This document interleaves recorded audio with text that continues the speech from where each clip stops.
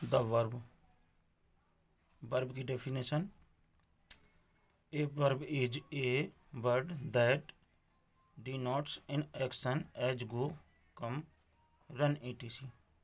इसकी हिंदी में परिभाषा है, वह शब्द जो किसी कार्य को करने या होने को प्रकट करे वर्ब कहलाता है। वर्ब मीन्स किसी एक्शन का या कार्य का काम हो। काइंड ऑफ वर्ब, क्रिया के भेद। वर्ब के निम्नलिखित 4 भेद होते हैं। नंबर 1, इंट्रांसिटिव वर्ब, इसे हिंदी में आकर्मक क्रिया कहते हैं। नंबर 2, ट्रांसिटिव वर्ब, साकर्मक क्रिया।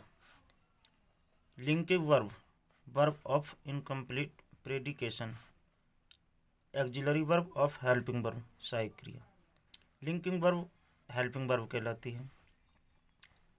इंट्रांसिटिव वर्ब, इंट्रांसिटिव वर्ब, जिस वर्ब के साथ किसी ऑब्जेक्ट का प्रयोग किए बिना सेंटेंस का मीनिंग पूरी तरह समझ में आ जाता हो उसे इंट्रांसिटिव वर्ब कहती हैं। अर्थात सब्जेक्ट और वर्ब दोनों मिलकर पूरा अर्थ देते हैं, ऑब्जेक्ट की आवश्यकता नहीं पड़ती है। एग्जाम्पल, राम स्लीप्स, राम सोता है। सोहन लाफ्स, सोहन हंसता है। शीला सिंग्स, शीला गाती है। Words fly, words fly. उपर्युक्त वाक्यों में वर्ब स्लीप्स है, लाफ्स है, सिंग्स है और फ्लाई, ये क्या है? वर्ब हैं के साथ किसी ऑब्जेक्ट का प्रयोग नहीं किया गया है। मतलब इन वर्ब के साथ में किसी ऑब्जेक्ट का प्रयोग नहीं किया गया है। वाक्यों का अर्थ पूरी तरह समझ में आ जाता है। अतः ये शब्द इंट्रांसिटिव वर्ब यानी आकर्मक क्रिया। देखो हिंदी अर्थ से ही पता चलता, आकर्मक क्रिया मतलब कोई कर्म नहीं है कि वर्ब कैसी है? आकर्मक, बिना कर्म की। ध्यान रहे, वर्ब के साथ किसी व्हाट, होम लगाने से यदि उत्तर में कुछ ना मिले तो वर्ब सदैव इंट्रांसिटिव वर्ब होती है। जैसे व्हाट मतलब स्लीप्स, अब क्या सोता है, व्हाट का प्रयोग करें क्या, तो इसके अंतर्गत हमें कोई मतलब अर्थ उत्तर नहीं मिलता है।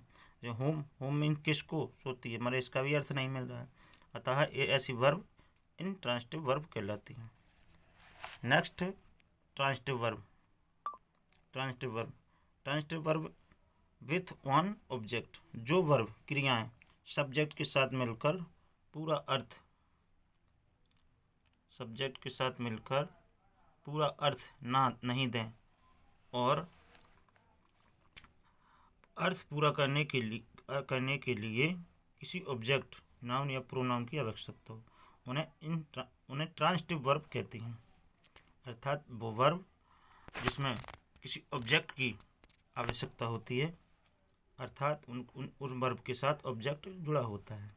जैसे सोहन राइट्स ए लेटर, वहाँ सोहन एक पत्र लिखता है।